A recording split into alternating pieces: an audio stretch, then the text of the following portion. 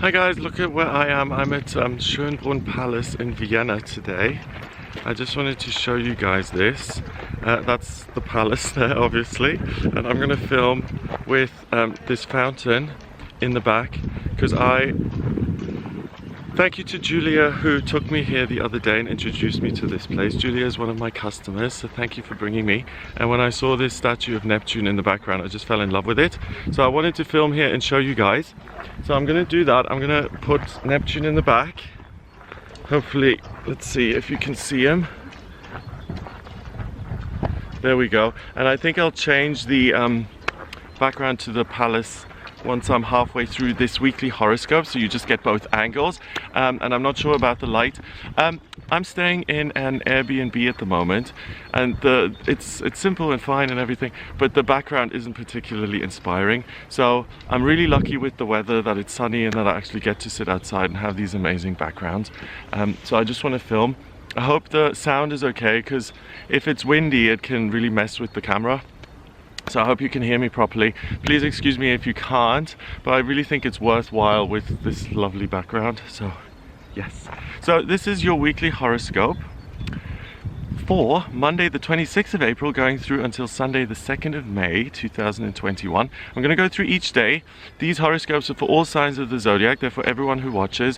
And what I do is I look at what the planets are doing, what energy they create amongst themselves, and how that's going to influence all of us down here.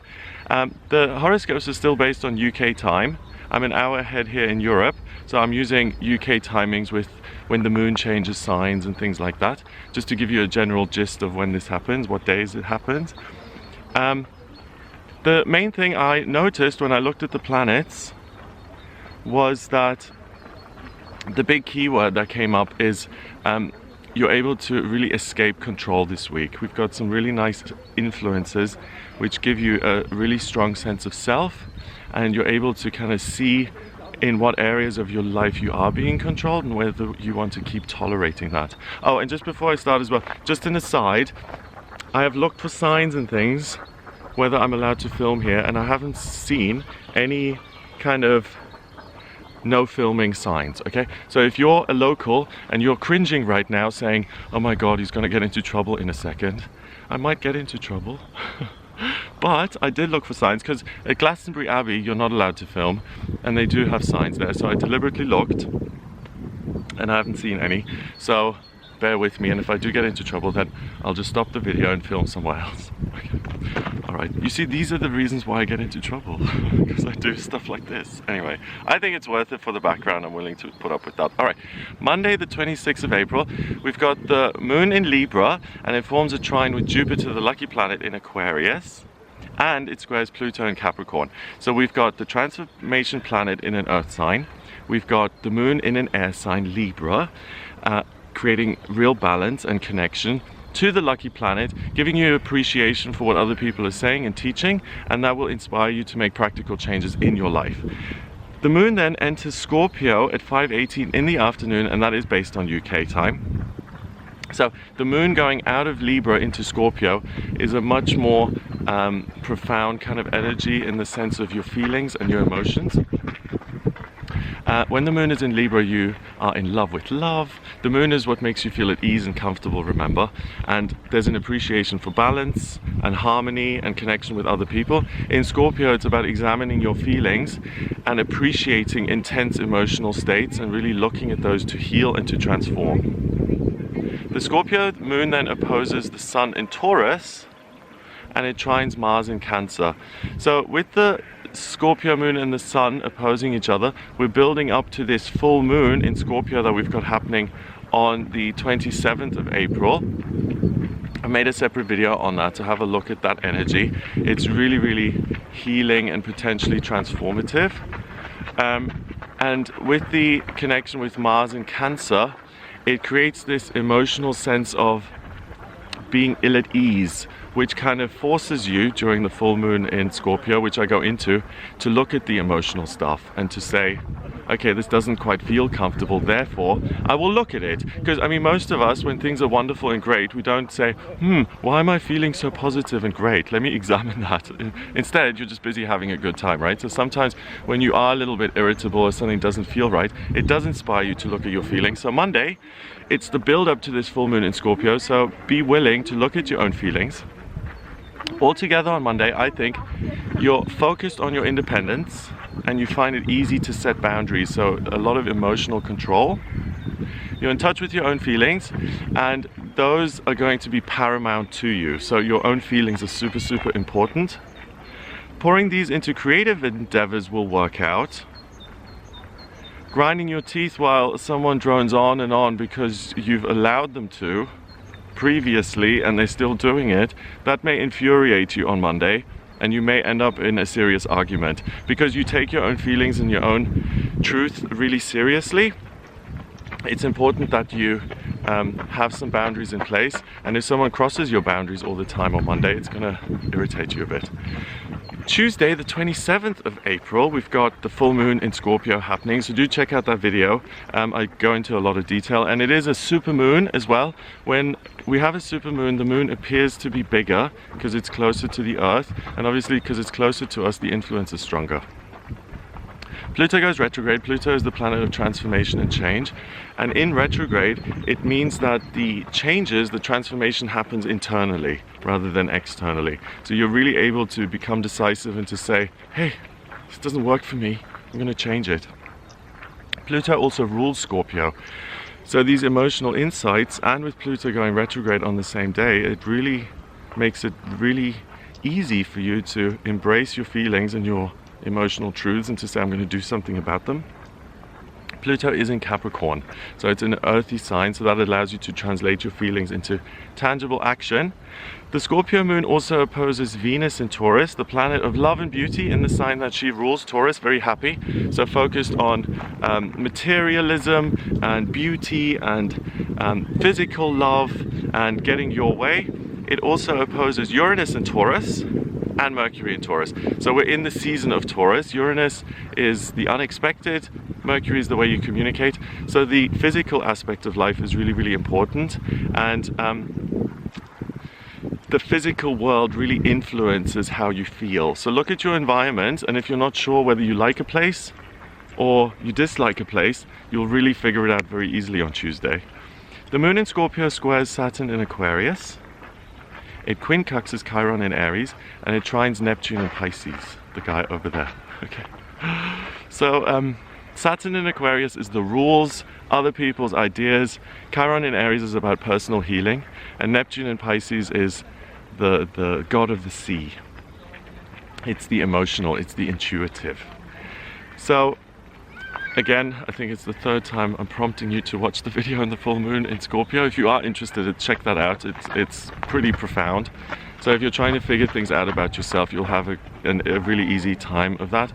There's a deep understanding of the self as a result.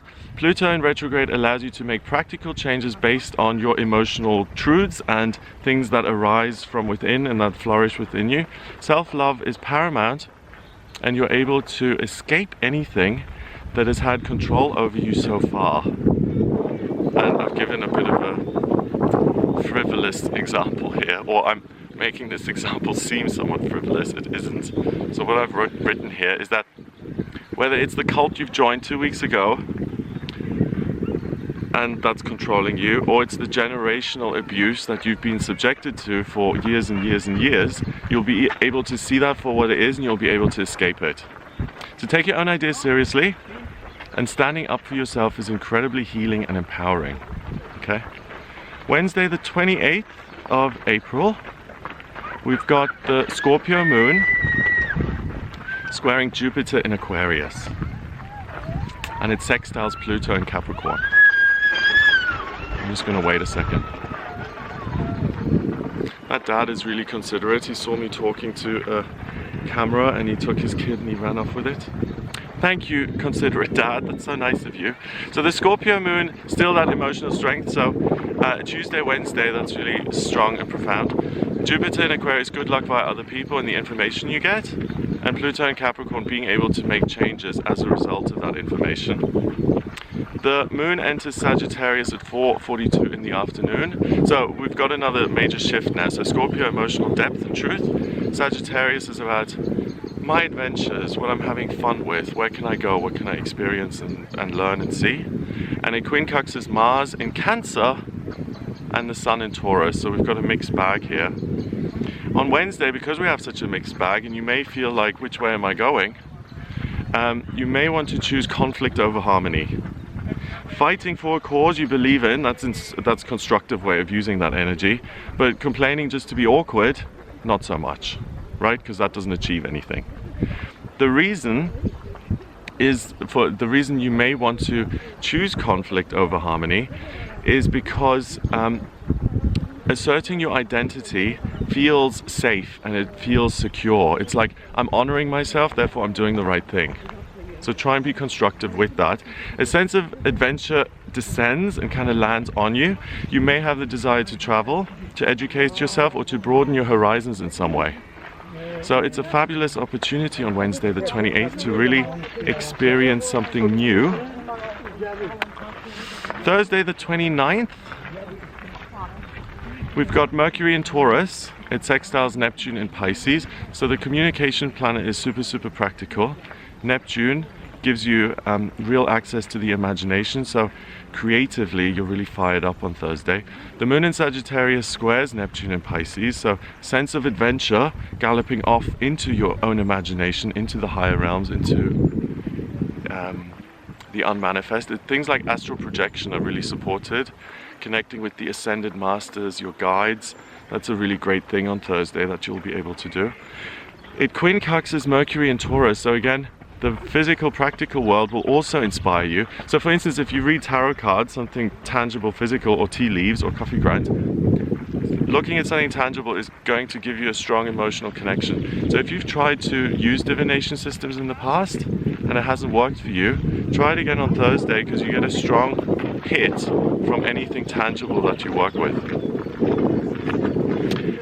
We also have Venus in Taurus, so love of beauty and physical attraction and sexuality. Uranus and the Sun in Taurus. We've got a lot in Taurus, so there's a lot of appreciation for what's going on in the real world. Interesting that I'm sitting in such a beautiful place with all this Taurus energy happening. It's very aligned with this energy. It all makes sense, you see. The Sagittarius moon trines Chiron in Aries, and it sextiles Saturn in Aquarius. So going on an adventure is really, it's going to feel really healing and like you're doing something fabulous for yourself. And also transcending the rules, but also being teachable, which I know sounds somewhat contradictory, but looking at where you fit into the bigger scheme of things really makes you feel good. So your creativity and intuition are heightened on Thursday the 29th. You'll feel things quite profoundly, and you'll be able to see where you're being controlled and what you can leave behind. And that's really the key gift of this week that I saw again and again and again coming up over a number of days. Travel and education will be incredibly fulfilling and will feel like a lot of fun. So do something nice for yourself. Go on a little trip. Sign up for a course. Do something new. Okay, I'm gonna do Friday now, but I'm just gonna move the camera so you can see the other background as well. I'm sorry if that is gonna throw you a bit. Oh, I need to take my stuff as well. Should I just do it like this? Yeah, why not? Can I? Okay, you're witnessing my professional filming skills here. By the way, I'm here really early in the morning. I know there are people jogging and kids crying and stuff, so it's like 8 in the morning. I tried to come here as quickly as possible, or as early as possible, so that you could hear me. I do think about these things, so if it is noisy and windy, please excuse me. Okay, Friday the 30th of April, we've got the Sag moon, Sagittarius moon now, forming a sextile with Jupiter in Aquarius. So new information and ideas, they really inspire you, and it's like, yes, let's go, I've learned something new, let's run with it. I'm really excited. The moon enters Capricorn at 5:16 in the afternoon. So Friday afternoon now, we've got this sense of I want to get busy. I've got control over the physical world. I want to work with what I've got. I want to do something with it. And you really get down to work and you want to get down to business. The Capricorn moon opposes Mars in Cancer. I like that opposition because Mars in Cancer can make you feel somewhat irritable, and with the Capricorn energy, you're able to channel that irritability into your work and to really get it out of your system. The Taurus sun conjuncts Uranus in Taurus, so there may be some changes in your real world. Could be a new person coming in that you just adore and you find super attractive. Could be financial news or changes. So Friday, altogether, it's a fabulous day for sharing your ideas and brainstorming with others. If you're going to some sort of convention, either in person or on Zoom, depending on where you are, a lot of places are open again.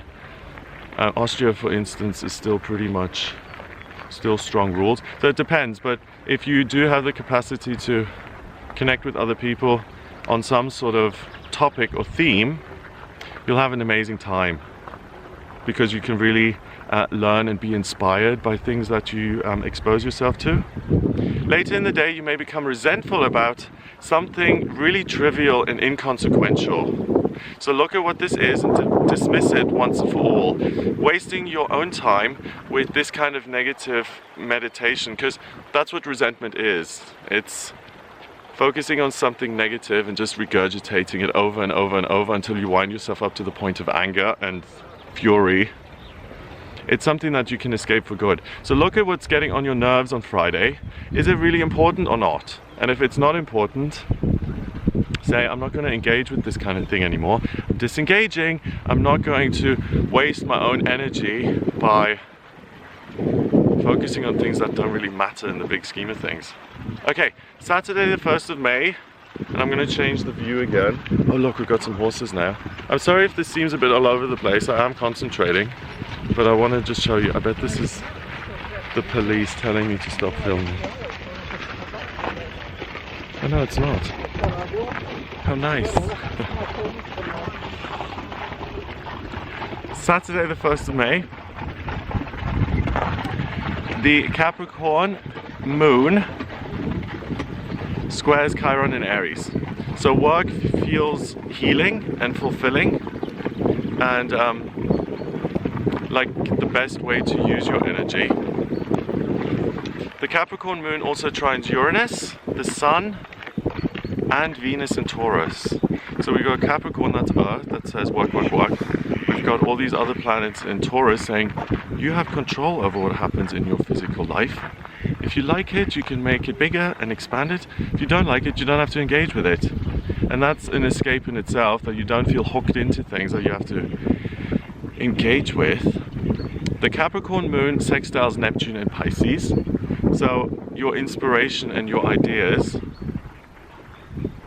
allow you to work in a way that makes you feel creatively alive and excited.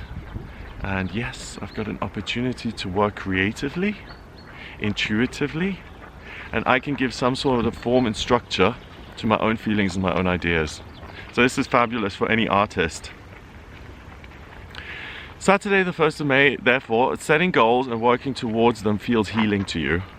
Expressing yourself creatively is going to be amazing and easy, or using your own body to have intense experiences is also going to feel amazing. So, you know, extreme things like scuba diving, I guess, bungee jumping, being intimate with a loved one, getting a massage, going for a swim, anything like that where you're using your body in a nice way that allows you to have some sort of pleasant physical sensation is going to feel really wonderful. So use that opportunity, and even if you're not in the best health or shape, you can really minimize the pain you're feeling and the discomfort you're feeling by maximizing the pleasure centers in your system and in your body, and it's really going to give you a bit of a boost. So if you have low energy, you'll feel better on Saturday. It's interesting, the start of May, which is usually associated with Taurus, for this to have this kind of energy, because it's like you're taking charge of your own body and you're able to feel a bit better and do something about your circumstances and how you feel. If you've had the desire to do something but haven't been able to for a long time, you'll have the drive and focus to get back in the saddle. So if you've given up on something like that gives you pleasure, then you can revisit it and regain that sense of joy that you do. Or if something has really been closed down for a while and it's opened up again and it's accessible again, like the swimming pools for instance, and Europe have been closed for ages. I think they're opening up around this time. So that kind of thing, like if something opens up again and it gives you the opportunity to re-engage, then please do that. I think that the engage, disengage, re-engage thing I've used quite a lot. And that's interesting. I'm just noticing that because you have a choice of what you engage with and who you engage with and whether it does give you a sense of pleasure and joy or if it doesn't. Sometimes we have to do things that we don't enjoy. Like for instance, I'm in recovery, so in the beginning I did not enjoy going to meetings, but I had to do it to get well. And I learned to love them. Same way I've learned to love, well, I'm still learning that, to be honest, learning to love exercise. But this is the kind of thing where something that naturally feels good, you can indulge yourself a little bit.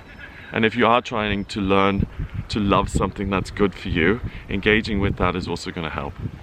Okay, finally, Sunday, the 2nd of May, the Capricorn moon conjunct Pluto in Capricorn. So work can really be profound and can have a profound effect on your life and on your work and what you're doing. It trines Mercury and Venus in Taurus, so the way you think and what you love, you really have control over that and you can maximize those things. And it sextiles Neptune and Pisces, so we've got the god of the sea again, firing your imagination and saying if you love it, if it inspires you intuitively, mentally, if you can see it in your mind's eye, then really heed that message. It's there for a reason. Work with it, do something with it, translate it into something physical and tangible. It's going to serve you. Mercury in Taurus trines Pluto in Capricorn. So the fact that you're able to think in such a grounded way allows you to affect real change in whatever practical area of your life you're focused on. So if you discover, this is similar to Monday, no, not Monday, to Tuesday when we have the full moon in Scorpio. It is on Monday if you're in North or South America. It's on Tuesday if you're anywhere else in the world. But it's a similar energy because the physical world informs you, gives you an emotional response. That emotional response then can be translated into action that changes your environment and your world. So it's really a really fabulous kind of, I listen and I learn, I analyze, I make sense of it, I feel it. So it's not about just making sense of things logically or with your ideas. It's about just feeling your way forward and making decisions based on your feelings. And then inserting those feelings into your circumstances. It's really this beautiful natural process of, I like this, so I'm going to do it and I'm going to help it grow. I'm going to help it flourish. So you're like a gardener on Sunday the 2nd. I like that.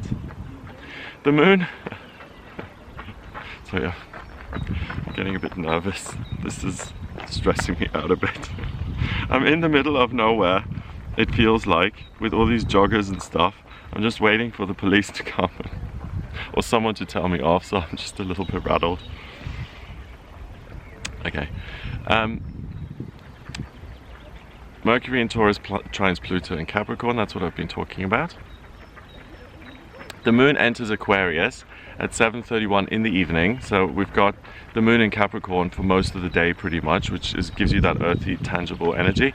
The moon going into Aquarius just connects you with the abstract more, and it makes you more teachable and more willing to help other people. And it quincunxes Mars in Cancer, which, okay, you have again an insight into your own feelings and why you feel things the way you do and what you can do about it. Venus in Taurus sextiles Neptune and Pisces, and so Venus is the personal planet of love and beauty. In Taurus it's very physical and very materialistic, and it's very much about I can touch it and feel it and see it, and I love this. It, you know, gives me a buzz or whatever. And Neptune is the outer planet of love and beauty and humanity and an appreciation for other people and their needs.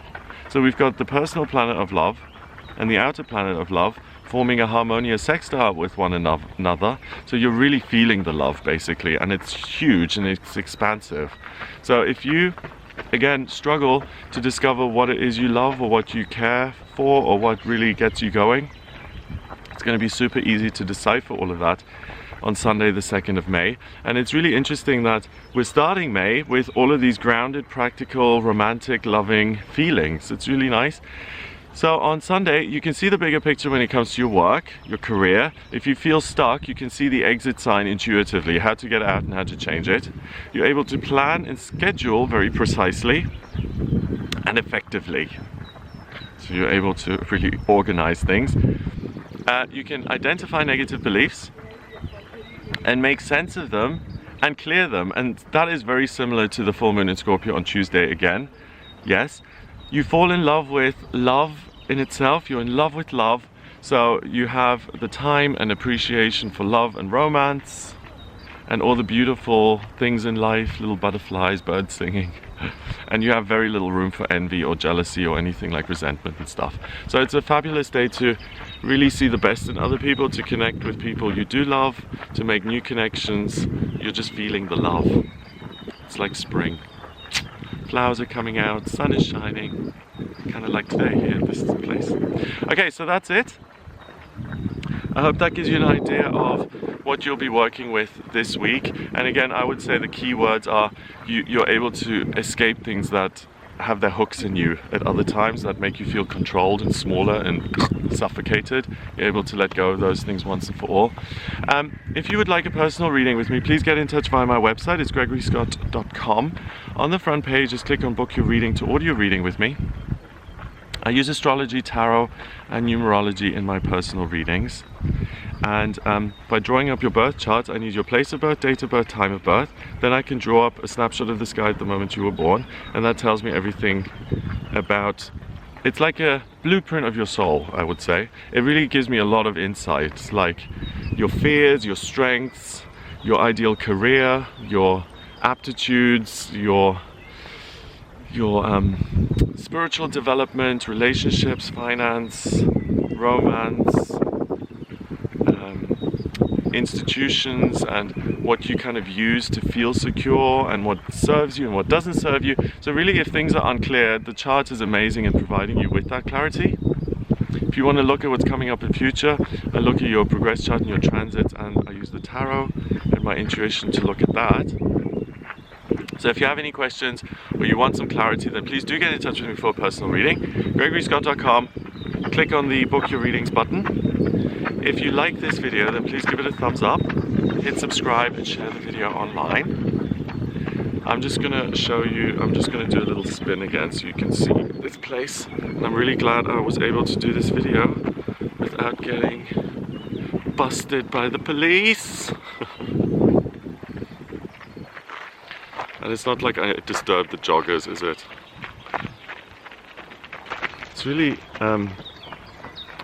so lavish. Everything's just so lavish. Oh, I'm just going to show you this little, well, I'm just going to run over here quick so you can see this. Look at all these trees, look. It's so pretty. Just can't. Isn't that nice? So nice.